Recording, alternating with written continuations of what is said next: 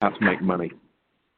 Joined by some colleagues from some of our partner organizations that have a great deal of insight and expertise on real-time payments. I'll introduce those in a minute, and they'll be helping me as we go through the panel session, sharing their insight, knowledge, and experience into real-time payments, trends, and so forth that we've seen around the world, and how they may be relevant to the Middle East region. So I'm joined by Oliver Steely from Vocalink, and then also the team in India from Mindgate. So I think George and Guhan. So maybe I'll start just by getting the gentleman to introduce himself. So Oliver, maybe if you could just give yourself a quick introduction and what it is that you do. Of course. Good morning, everybody. Can everyone hear me before I start talking? Yeah, that's fine, Oliver. Thanks.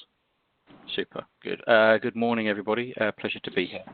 So my name is Oliver Steely. I'm part of the real-time payments product team at Vocalink. So in my role, I have a commercialization responsibility for all of the real-time products that we provide. Predominantly, those products fall into three areas: a core real-time switch, a bulk capability for processing bulk files into real-time switches, and also a proxy enablement service that allows people to send payments against other information like mobile phone numbers or email addresses rather than account information. So I've been looking after these products for a couple of years now at Vocalink. Prior to that, I've worked across a variety of different payment schemes in the card business, always at the forefront of innovation in payments. Wonderful. Thanks, Oliver. And then again to the Mindgate team, so to George and Guhan. I'm not sure who's going to be doing the speaking, but maybe one or both of you could just give us a quick introduction, what you do, a little bit of background about Mindgate. Yeah. Hi, this is Guhan from Mindgate. I'm the co-founder and head of products and technology for Mindgate. On the real-time payment, especially in India, UPI. And we have been working with some of the leading banks out here and clocking close to 1 billion transactions along with our partner banks. And we also have been working with real-time payments in the Middle East and then in the Singapore and other markets. With ACI there, we are working jointly for 10 other markets on the real-time payments. Thank you, Guhan. Thanks very much. So, again, thanks to everybody for taking the time to attend the webinar today. It's very much appreciated. We're looking forward to sharing our knowledge and experience of instant payments with you. So during the session, we'll explore what instant payments are, how they work, help you understand the key concepts behind this new important payment type. We also want to help you understand that instant payments are a catalyst for innovation, so helping organizations to create compelling new services that can help differentiate themselves in the marketplace. We'll share real-world experience from several instant payment schemes around the world, which will help you understand and help us illustrate the concept of instant payments and how organizations in other countries have taken advantage of those. And then we'll also look at some of the key technical and operational challenges that we feel banks need to look at when they're considering the implementation of instant payments, and our viewpoints and recommendations for dealing with those challenges.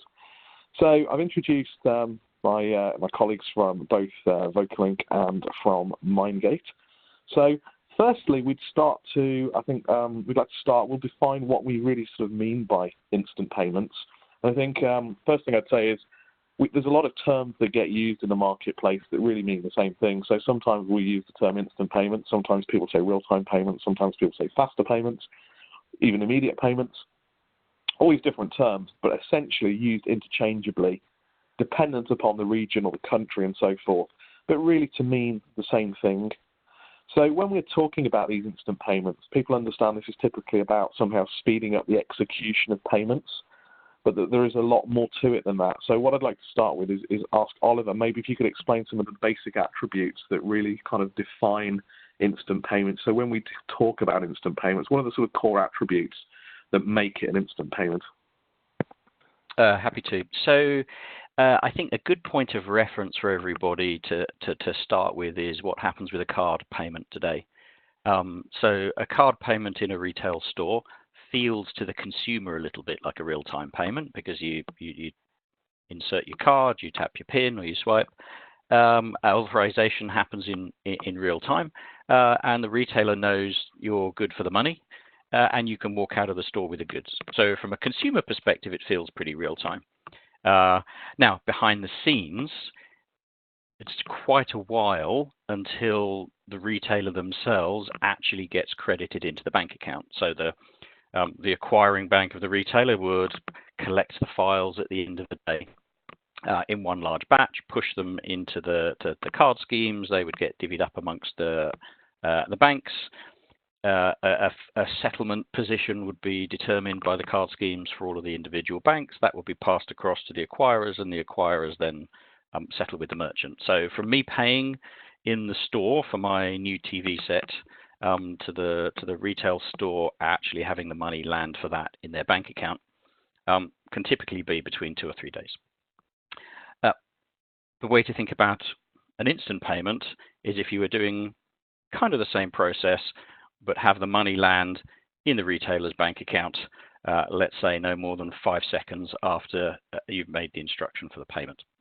So initially, we should be thinking about it in terms of immediacy, not just immediacy of messages flying back and forward, but immediacy of the money landing with irrevocability into the recipient's account. So faster payments or real-time payments, however you want to describe them for us, it's not so much a four-party model, it's more of a two-party model from one bank account to another. So it's the immediacy associated with the funds landing with access to those funds in a very short period of time. Typically certainty, so that you have that irrevocability. There's greater transparency and traceability around it. There's a degree of ubiquity because you're not just reaching everyone who has a card with that particular bank or on that particular card scheme. You're literally able to reach every single bank account in the country that's connected to the ACH. And of course, there's a more digital dimension to faster payments as well as we evolve to new messaging standards that typically are able to create operational efficiencies with richer messaging functionality, driving some additional features which we'll come on to talk about later. So in summary, immediacy, certainty, ubiquity, and a digital dimension.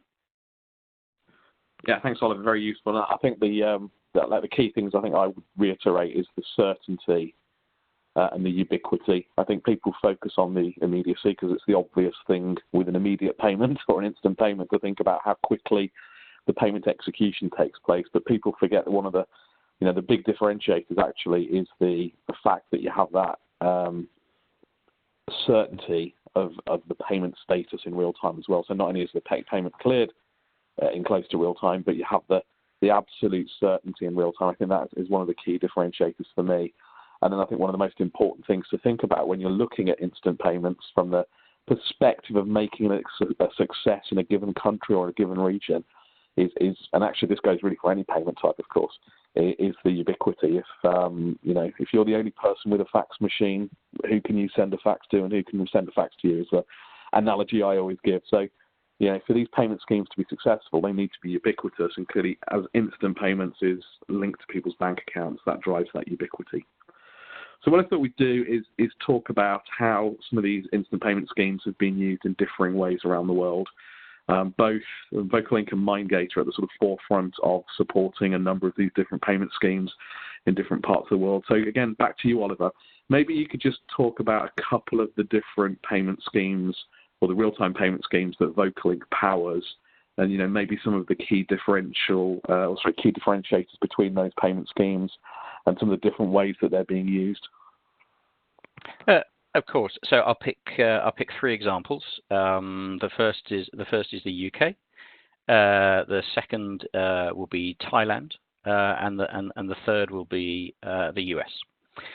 So starting initially in the UK, the faster payment scheme there has been running for over 10 years. So it was originally launched in 2008, and has been very successful, continues to be 10 years on the fastest growing payment mechanism in the UK.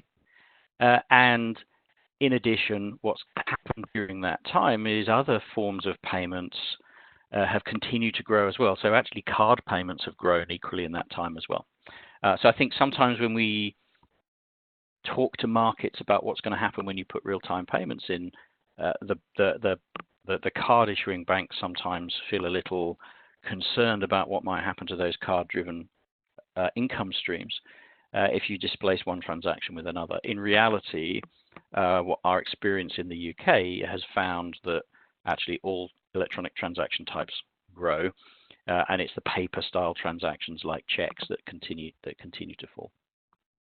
One of the unique things about the UK is that we also push some of the standing order volumes through the UK real-time switch as well. So they're a scheduled set of payments, and they run overnight in a window when the switch is not running at full capacity to process some of those payments. So you have not just real-time flows going through, but you also have bulk flows. And the other unique thing about the UK is the access model that allows corporates are under the sponsorship of their banks to submit transactions in as well. So not only do you have consumers pushing transactions in, but the corporates are able to push transactions in as well, and that increases growth. What we found is that having that real-time capability and the corporate networks connected also drives the creation of new businesses and new opportunities. So, for example, the short-term lending industry now has the ability, once you've successfully applied for a loan, to have that money credited to your account instantly. And that effectively created a payday loans industry that couldn't really exist before. So there are a number of innovations that drive revenue streams for the banks that maybe we hadn't thought about at the time when we were doing so. So the UK is probably our flagship. It's where we have most experience and where we provide the widest range of services for the UK market. So I'm going to move on now, almost 10 years later, to talk about Thailand. Now, the drivers in Thailand for the implementation of real-time payments were very different. So effectively, the main driver for Thailand was the government arriving at a conclusion that welfare distribution was costing the economy too much money, that it was not as secure as it could be, it was not very efficient, but more importantly, not all the money was arriving to the people it was designed to arrive at. And so they took a decision that they would no longer pay benefits out in cash through the existing distribution networks, but what they would do is they would pay those benefits to a government ID. Everyone has a government ID card in Thailand, and then it was up to the banks to map the government ID to the bank account. So if you wanted to receive those welfare benefits, you had to go and speak to your bank, but you could get those benefits immediately. And that drove a really interesting set of behaviors. So the population of Thailand is just over 70 million. Within the first 3 or 4 months, we had over 30 million people registered. So a massive ubiquity drive that once the government got behind, everyone got behind, and the prompt pay system, as it's called, has been in terms of growth, one of the most successful implementations of real-time payments. The next one I wanted to talk about, which launched more or less at the same time actually, is the Tch implementation in the US. And the drivers there are slightly different. So instead of the government saying we need real-time payments and the Fed making a mandate for it, the larger banks got together and they took a look at what was happening in other parts of the world where the digital players were making advances in taking transaction volumes away from the banking sector. So actually, we'll do this ourselves. We won't wait for the regulatory push. And partly because there were more commercial drivers associated with that, the US implementation is very much focused on the richer messaging set that can be afforded by the ISO 20022 functionality. They arrived at the conclusion that that richer message set would drive additional revenues for the banks as they improved the services for their corporates and their large commercial customers. So a very different set of drivers and a very different model around participation. But again, three very different but also ultimately successful implementations of real-time payments. Yeah, lovely. Thank you very much, Oliver, for the insight and the background. So that was a snapshot of some of the instant payment schemes that Vocalink have been heavily involved in powering. And clearly they have a number of other schemes similarly that will be going live, and a very important one in the Middle East region at the moment, which will become, I'm sure, very well known about fairly soon. What we'd also like to do is to talk about another real-time payment scheme that's seen massive uptake and a huge amount of success in a relatively short period of time, and has actually taken a slightly different approach in terms of the technology and the use cases and, if you like, the mechanics of how the scheme works, but is already handling over 1 billion payments a month in under, I think, 3 years of live operation, and that's the UPI scheme in India, Unified Payments Interface. So to talk about that, I'm going to ask George and Guhan from Mindgate if they wouldn't mind just explaining a little bit about the background to UPI, what makes it different from some of the other real-time payment schemes, and why it has been so successful, why we have seen these enormous volumes already hitting 1 billion transactions a month. So George, Guhan.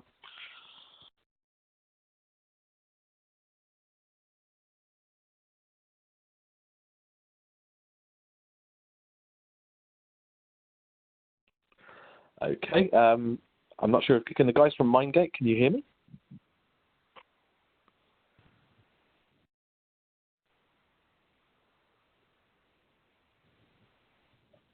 Hello.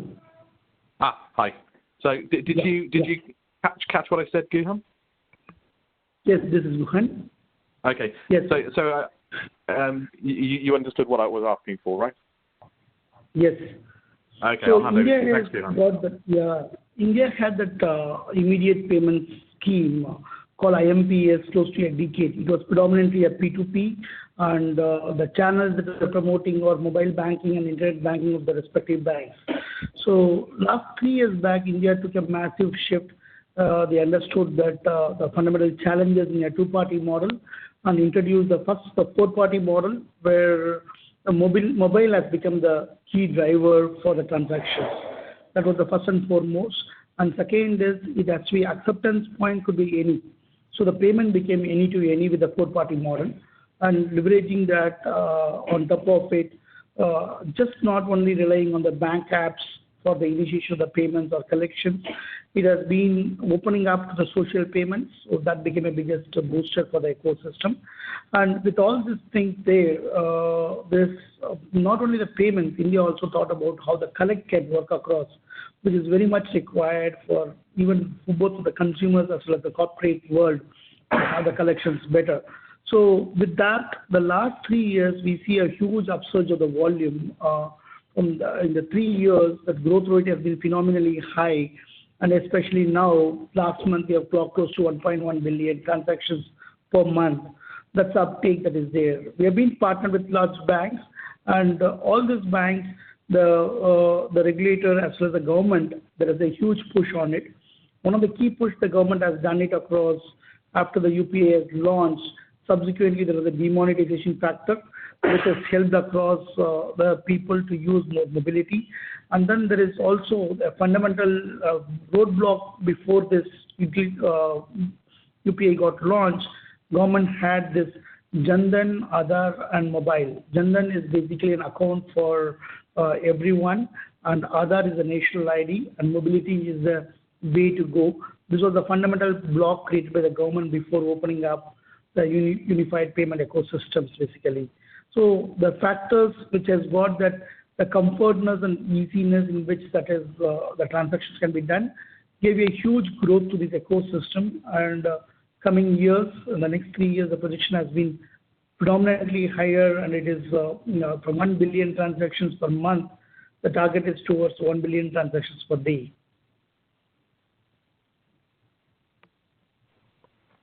Thanks, Guhan. Thanks for the background. So again, some great insight there into UPI, the real-time payment scheme in India, and as we explained there, this massive adoption of real-time payments in India, already at 1 billion payments a month. And you can compare and contrast that to the UK. Now, obviously, India is a much larger country, but the UK is at around 2.2 billion transactions per year after about 10 years. The growth curve and the adoption in India has been much, much steeper. I think some of that comes down to the different use cases that they've been able to enable in India. Because UPI is a more modern real-time payment scheme and it's focused on digital payments and mobile-first payments, I think that's driven the ability to support use cases that maybe we've not seen in other markets yet, where real-time payments has cropped up. So again, I think one of the key things to think about when you're thinking about how can we add value with instant payments, how does this create opportunity for our business, is to look at the different use cases that instant payments can support. And one of the key benefits that I tend to see with instant payments compared to other payment types is that the flexibility that you have with them. And that flexibility is one of the key attributes, I think, that allows the support for so many different use cases, and then clearly gives you the ability to actually start driving this enormous transaction growth and allowing individual businesses to really sort of monetize these instant payment rails. So again, I'm going to open this up to the panel and ask for some thought about different use cases and so forth that instant payments can support. So maybe Oliver, hand over to you first. Your views on some of the sort of key use cases that you're seeing. Sure. So I think if you list out all of the different use case acronyms, be that P2P, P2M, B2P, G2C, and all of them, there's a use case there. So let me just pick 2 or 3 just to illustrate. I think we're going to talk about P2P a little bit later, and that's reasonably well understood. So I won't spend too much time on that. But if I think for a moment about business to consumers, for example, then a couple of real-time use cases really come to life, and again start to generate new business opportunities. So typically, an organization would tend to run their payroll through a batch system, and the batch systems, they don't always run 24/7. They have a delay. I mean, the UK is unusually slow. So if you want to make sure someone gets paid on the Friday, you as a business need to make sure that payment file is submitted in by the bank on the Wednesday night.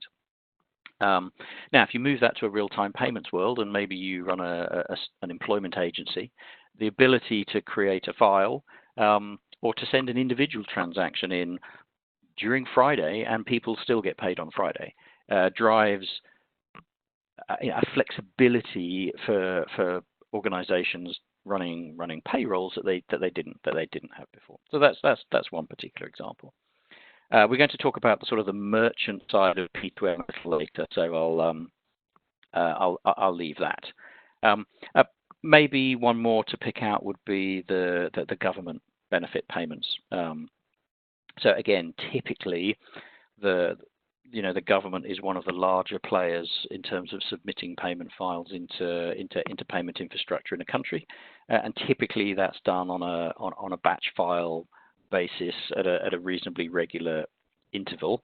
But again, that relies on people being paid the same amount every month and there being a regular cadence and cycle of payments.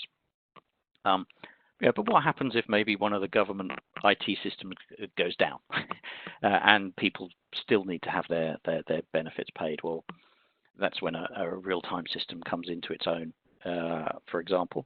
Or maybe there's a natural disaster, or maybe there's some other kind of contingency that means you have to break the sort of the regular cycle, and you need to just get people paid quickly. And in those sorts of instances, then the real-time system is very effective. In addition, from a consumer point of view, imagine if you could get your tax rebate straight away. So you fill in your tax form. It turns out the government owes you a little bit of money. In most situations, previously, you'd have probably had to wait a while for the government to agree that they owed you that money, and then run a payment run, maybe at the end of the month when they did all their other files, and maybe 3 or 4 weeks later you might get your money. But imagine if you filed your tax return online, it was checked automatically. It turns out you'd paid $1,000 too much tax, and then instantly, straight in your bank account, you get your $1,000 back.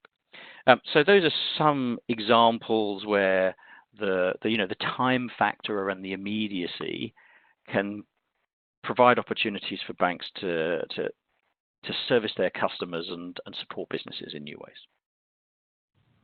Lovely, thanks. Thanks, Oliver. And I think one of the other key capabilities of a lot of the more recent instant payment schemes that I've seen is something called request to payment, or sometimes called request to pay.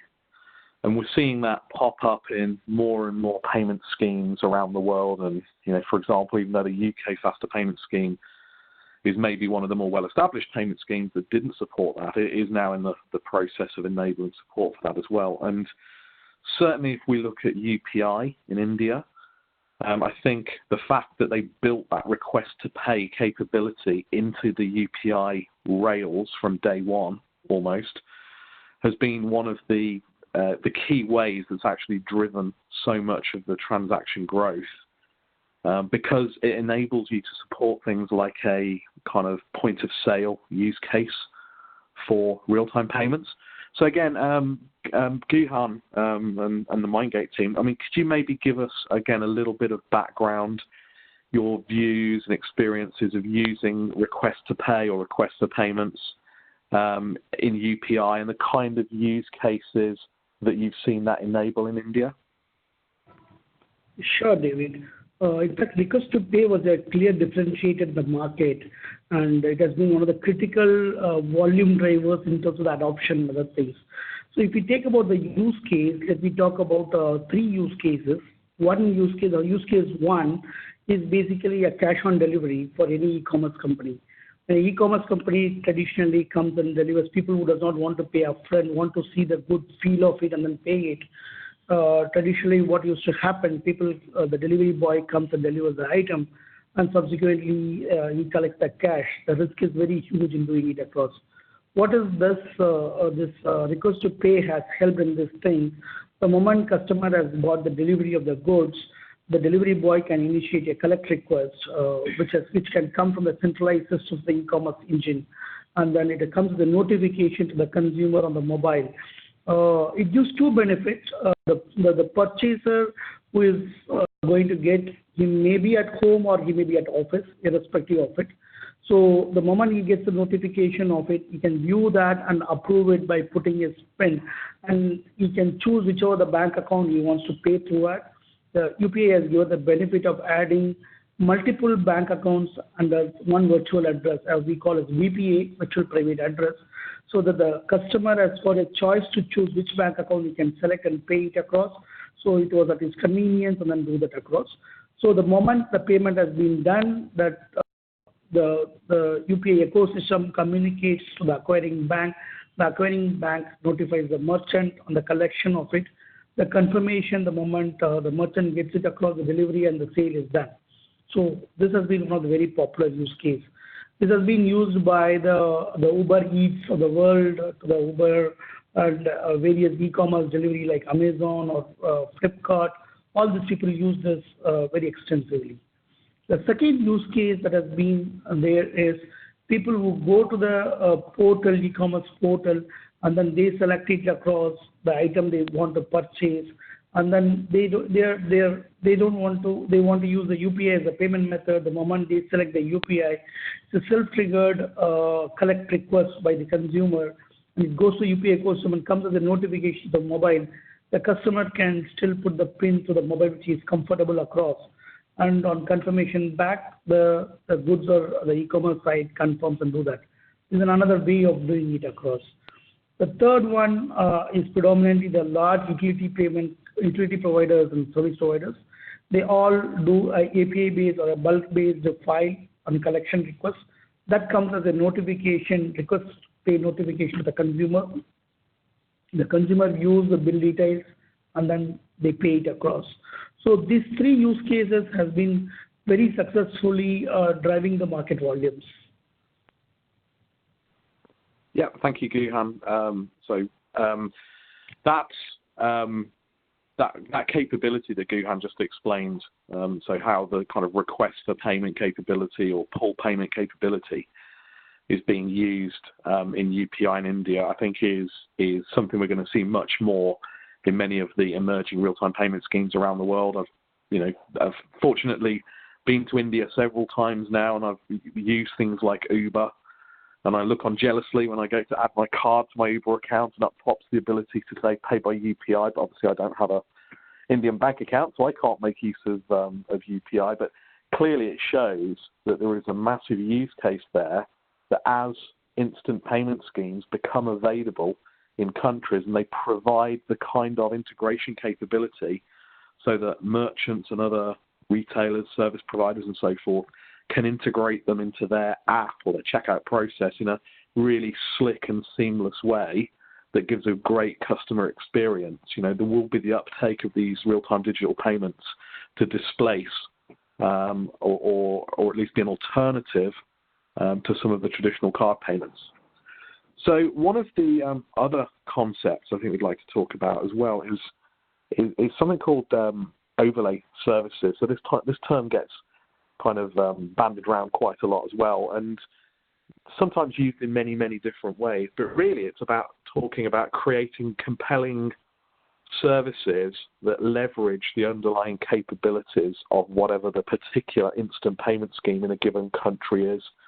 So that instant payment scheme may have basic core capabilities like a credit transfer. And for example, in the UK, we don't have the request to pay capability as part of the core capability of faster payments. So we've built, if you like, an overlay service around the outside of faster payments to create the request for pay infrastructure. But there's many, many different ways, depending on the underlying core capabilities of these instant payment schemes, that you can create these overlay services and essentially then create compelling propositions that enable the businesses that create these overlay services ultimately to drive new revenue streams. So again, Oliver, I'll maybe ask you to comment here. I mean, one thing that I've been sort of very aware of is with MasterCard, with things like the Pay by Bank and Pay by Bank app initiatives, as an example, I guess, of an overlay service. Maybe you could sort of just comment on what you see an overlay service being, and maybe where MasterCard is going with some of those propositions. Sure. So there's a couple of overlay services that we should think about. The first is actually the proxy lookup services themselves. So in the UK, the PayM directory service allows me to pay David money, even though I don't know what his bank account details are, but I have his mobile phone number in my address book. So that's an overlay service that reduces friction in payments, widens the participation, and just makes transferring money between individuals and indeed corporates much easier. So there's a number of implementations that we have where we're using not just mobile phone number but also email address. I talked about Thailand, where the proxy was the government ID, for example. And you could use a corporate biller ID or some kind of tax ID. or ultimately some other biometric or something in due course. So the ability to use a proxy service is something that works really nicely as an overlay to the real time and increases that participation. With regards to sort of the pay by account solutions, this is sort of like a unique one for us as part of the MasterCard family, because we're able to combine the capabilities that MasterCard has around the card networks with the capabilities of the real-time ACH in the country. So let me explain how that works. So when we talked at the beginning, and I was giving the definition of real-time payments, I said, well, you use your card at the retail point of sale, but there's a slow mechanism for managing how that retailer ultimately gets paid. But there doesn't have to be. So the way in which the pay-by-account solution works is that at the point of sale, we use the MasterCard acceptance rails to present a mobile token to the point of sale that looks and smells like a card and is authorized through the existing networks like a card transaction. So we immediately know that the goods are fine. But then instead of clearing the settlement payment through the previous card rails and the existing processes, we're able to trigger a real-time ACH payment either directly to that acquirer or ultimately to the merchant themselves. So you have the ubiquity of acceptance that the card scheme rails can provide, with the speed and immediacy that the real-time ACH can provide. So that's a good example of how you can blend together different payment capabilities for different use cases and overlays. Yeah, that's great. Thank you very much, Oliver. And that's again a great example actually of an alternative to maybe the approach that we've seen in India with UPI. So in the UPI scheme, they very much built out these digital payment capabilities as if you like, a complete standalone alternative to the card infrastructure. So you could use UPI as a completely alternative retail payments infrastructure and in theory not need to use cards at all. Whereas the approach that Oliver is talking about by creating these overlay services is to actually embrace the card infrastructure and leverage the fact that you've got extensive card acceptance capabilities. And also the card infrastructure is very, very good at doing things like international payments and chargebacks, dispute management, all that kind of stuff, authorization, so all those capabilities that the card rails, established many, many years ago. Keeping all those in place, but then solving one of the big problems of card payments, which is the speed of actually getting the money, to the merchant or to the retailer, by then leveraging the capabilities of instant payments, if you like, as a real-time settlement rail, I guess.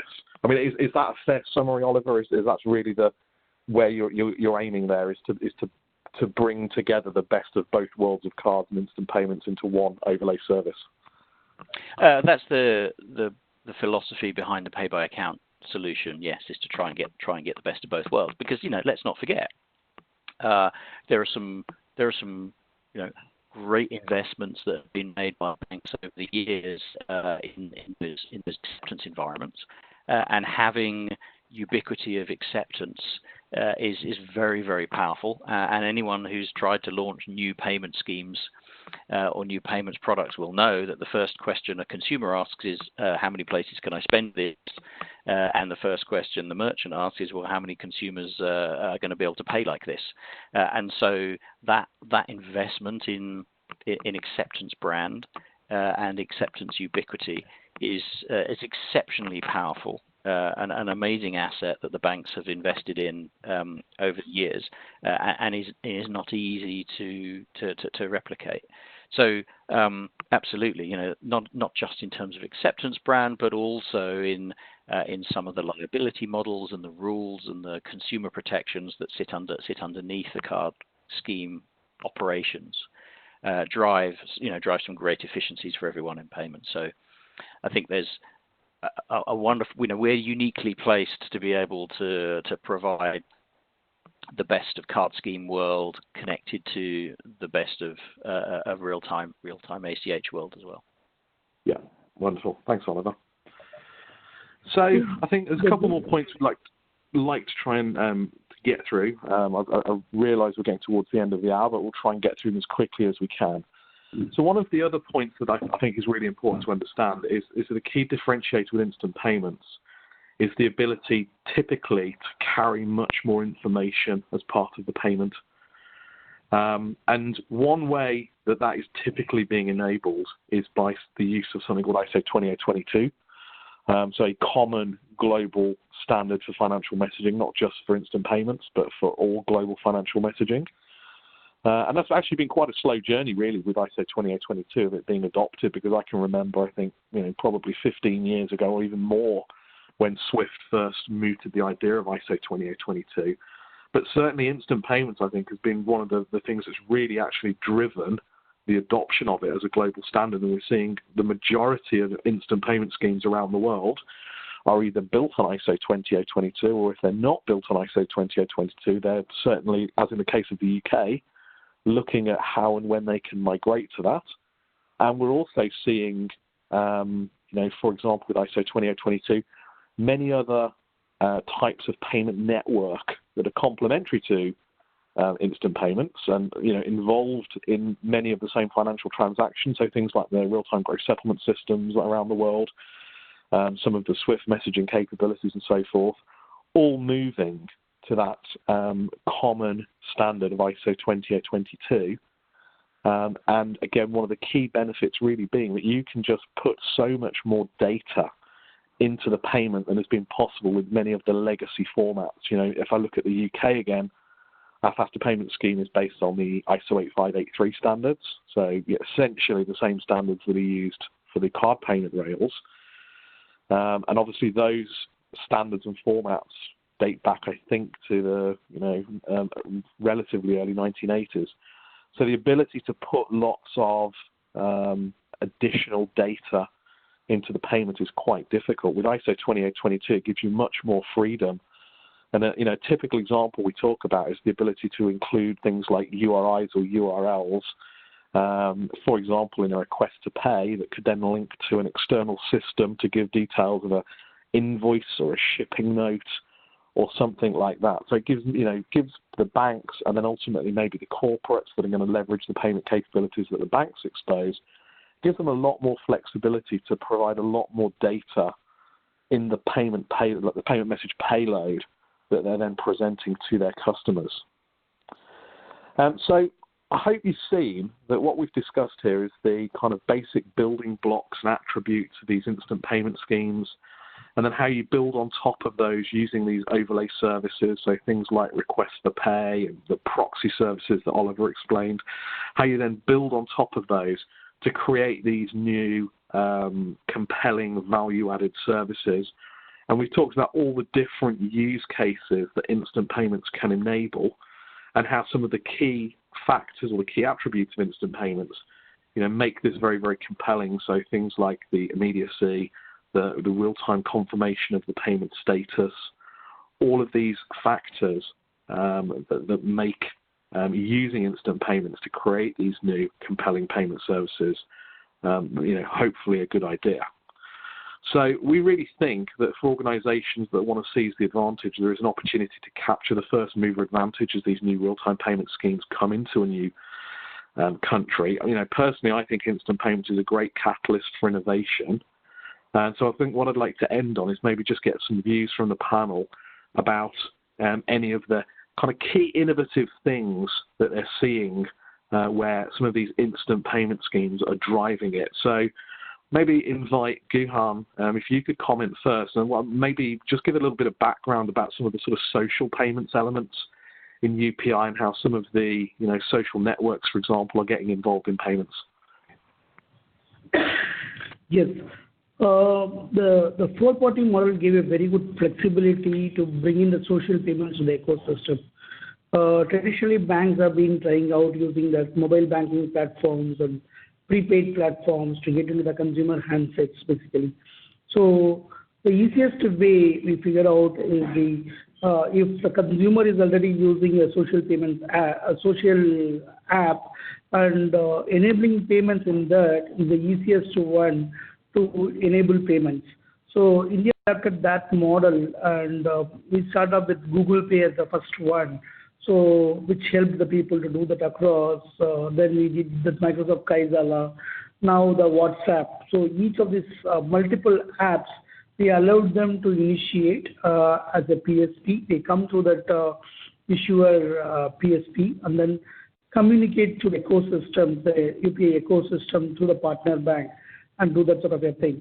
So this gave that opportunity for the people who have some or other apps and the preference of them, whatever they're liking, they can use it across. The best part of the UPI is the moment you set the UPI PIN, irrespective of the app, you can use any other app as well. It's not that you are binded with one app. Suppose I feel very comfortable with a specific bank app, so I can still use the same UPI PIN and then do the transaction against that across. So I may set the PIN using a Google Pay, but I may end up paying to a bank app, or I may set the PIN to the bank app and then end up using it across a social payments app. So this flexibility of the four-party coupled with this simplicity, the user can, whatever he is comfortable with, today he is able to do it. That is a big game changer for us in terms of this UPI payments perspective. So coupled with the use cases we have spoken about already, so there are a lot of innovative things are happening around. Now we are doing in a way the direct debit, which is we call as mandate out here. The government has permitted for a one-time mandate. We have recently done that IPO, initial public offering, only through UPI. This brought a lot of level playing field in terms of the consumers, so that whoever wants to apply in the last minute also they can do that across. So we're bringing more and more recurring payments or a one-time mandate or the recurring mandates into this UPI ecosystem, which will propel the volume to the next level. The innovations are more around that. Yeah, thank you, Guhan. So again, this is something that I've seen when I've been to India is the fact that users of UPI, the end customers, have got this absolute freedom to choose whatever app they would like to use to interact, with their payments experience. So it's no longer about being tied to a bank-centric app because you happen to use that bank to hold your funds. And certainly there is still a role for the bank, and the bank can offer an app to their customers. But it means if other organizations want to get into the world of payments and subject to meeting the right kind of requirements, then they can also provide in a secure manner via their own apps this front-end payment capability. And I've certainly seen it with people like WhatsApp, where some of my colleagues in India have taken me through how WhatsApp Pay works. And again, it's the normal WhatsApp application that everybody's used to. But because it's in India and they have UPI, all of a sudden there's a whole bunch of new capabilities. And as long as my contact is enabled for UPI, all of a sudden there is a send or request, payment option that becomes available. And it gives me the same capabilities I'll have through my bank app. So I certainly think that the emergence of these social networking companies and similar organizations into the world of payments as real-time payments becomes more and more prevalent around the world is something we're going to see in other countries, not just in India. Just to finish off, I'm going to get Oliver, put you on the spot. Is there anything in terms of innovation around instant payments that particularly strikes you, or where you think this could go in the future? I think one of the things we haven't talked about is the ability for the banks to exchange the non-financial messages in real time as well. So one of the messages that we're seeing great interest in is something called the request for information. So you talked about the example where you could create an invoice from a company's ERP system and have that attached to a request to pay and go through, and then the customer reply back with the invoice and the remittance and everything, and everything sort of in an end-to-end flow. What we do know when you have those corporate payments is that there's quite a high level of exception handling. if you haven't got the right purchase order or the right requisition number for the payment to be made, the AP system won't accept it. So what we're seeing is that because of ISO 222, instead of just sending payment messages between each other, the banks are now increasingly able to send this request for information message. So I'm trying to make this payment, but I think I'm missing some information. Can you just send back the purchase order number for me so that I can complete that? And rather than that being a manual phone call or an email that is relatively inefficient, that's now capable of being a completely automated process, and the answers can be automatically populated into the systems because of the nature of the XML capabilities associated with ISO 222. So these instant payment capabilities are now driving out the sort of the inefficiencies around exception handling, dispute resolution, and all of those things, because you're truly able to see the end-to-end and resolve the exceptions and discrepancies end-to-end in an automated fashion. And actually, I think that's almost like the unsung hero of real-time payments, in so much as that when you're thinking about a business case to drive cost out of your business and improve efficiencies, it's not just in the act of making the payment, but it's in all of the processes that surround making the payment that we're now able to drive efficiencies through.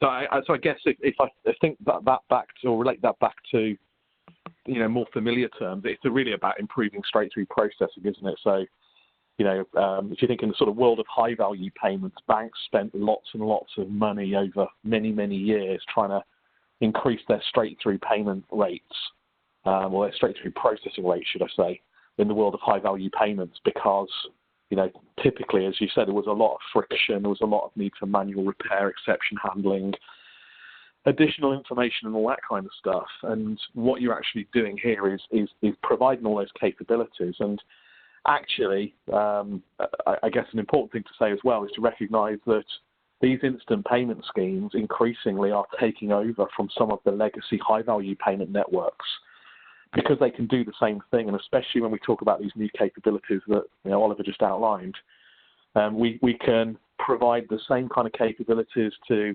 provide high rates of straight-through processing, but we can transmit large amounts of money with absolute certainty in real time, 24/7, which many of the legacy high-value real-time gross settlement systems couldn't do.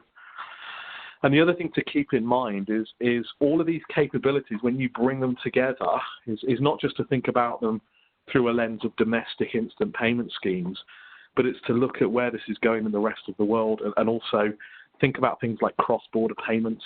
So what you're seeing is SWIFT, for example, as an organization, very much overhauling its underlying messaging rails and capabilities that frankly have not changed much in about 15 years, and fundamentally haven't really changed that much in about 40 years.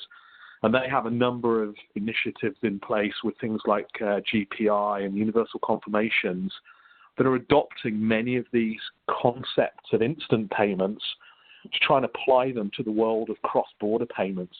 So maybe you won't quite get to the same level of immediacy, you won't quite get to the 5 seconds end-to-end payment, but certainly you get to a situation where you have the absolute certainty of payment execution, and maybe it's within a minute or within 5 minutes, which is much better than what we've seen typically, which could be several days.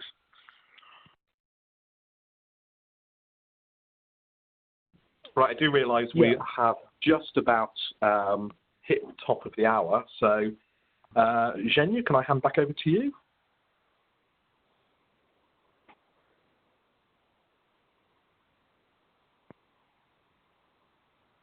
I'm not sure if we're going to take questions and answers.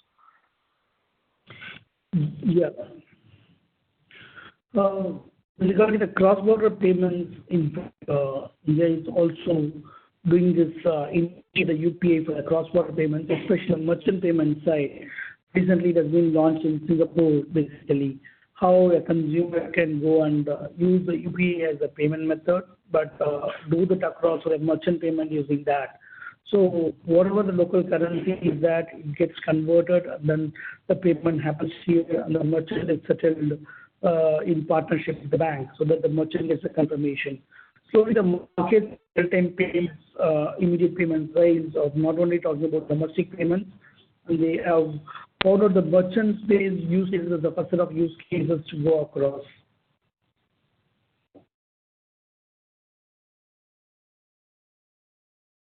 Yeah. And I think that ends the session today, David. Okay, thank you, Shenya. So thank you very much, everybody, for joining, and we will follow up with the recording and answer any questions that you've submitted during this that we didn't get an opportunity to get round to. But thanks very much, and apologies for any of the technical issues we experienced. Unfortunately, that's webinars for you. But thank you very much, everyone, and I wish you a very good day. Thanks, everybody. Thank you.